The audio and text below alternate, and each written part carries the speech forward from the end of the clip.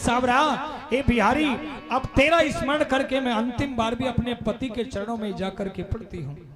उसको कुछ ऐसी बुद्धि दे, उसको कुछ कि वो मेरी पीड़ा को सुने। मुझसे इन बच्चों का दुख देखा नहीं जाता है। एक दिन के बाद दूसरा, रोज ऐसा ही दिन व्यतीत हो रहा है।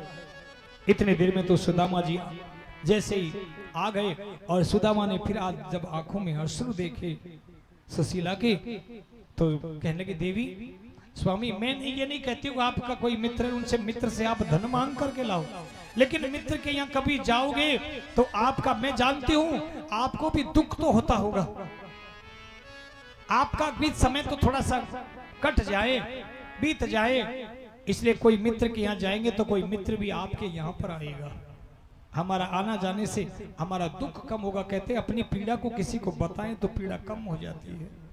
इसलिए स्वामी, तो सुदामा जी कहने, देवी मित्र तो है हमारो। कौन है? कही सुदामा पत्नी से, कृष्ण हमारे मित्रों, करत राजपुरी द्वारिका, ऐसो परम विचित्र हो। अच्छा, आपका मित्र कृष्ण है?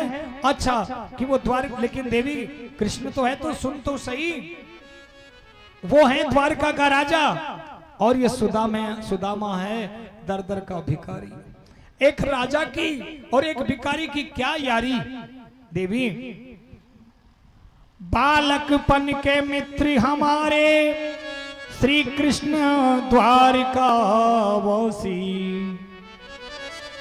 तो सुदामा जी की पत्नी सुशीला कहने लगी, बालकपन के मित्र तुम्हारे, श्री कृष्ण द्वारका वासी, संकट दूर करेगा सावरा, कहे कहे सुशीला दासी।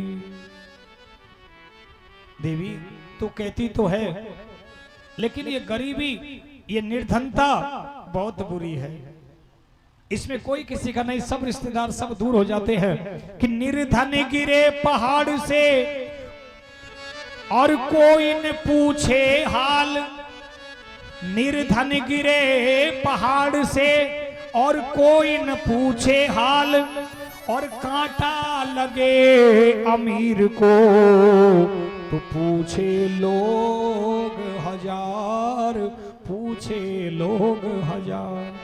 गरीब यदि कोई पहाड़ से भी गिर पड़े तो उसको कोई पूछने वाला नहीं है, और अमीर के कांटों भी लग जाए तो सैकड़ों पूछने वाले हैं।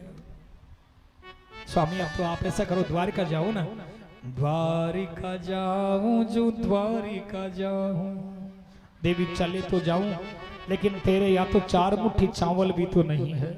अच्छा स्वामी, चावल कुछ भेंट के लिए क्या? हाँ हाँ, क्या लेके जाऊंगा? कभी जाने का मन भी करे तो। अरे स्वामी आप रुको, मैं जाती हूँ, चावल लेके आती हूँ, आप रुको स्वामी। और सुशीला जी यहाँ से दौड़ी दौड़ी गई और एक पड़ोसन के गई बहन के जाकर के कही, बहन 4 मुट्ठी चावल दे दे, यदि जीवित रहेंगे तो तेरा कर्ज चुका देंगे, और यदि भगवान को प्रिय है तो बहन अगले जन्म में चुकाऊंगी। और पड़ोसन ने 4 मुट्ठी चावल दिए, अपने पल्लू में लेकर के आई। घर में कोई चावल को बांधने के लिए कोई कपड़ा नहीं, क्योंकि वही अपनी पुरानी धोती है जिनको पहनती, एक के बाद दूसरी को, एक को सुखा देती, एक को पहनती। ऐसी दीनहीन स्थिति में उसी साड़ी का पल्लू को फाड़ करके उसको डबल कर लिया, चौगुना कर लिया, और उसी में चावल को बांध करके पोटरी और अपने पति को दे दी।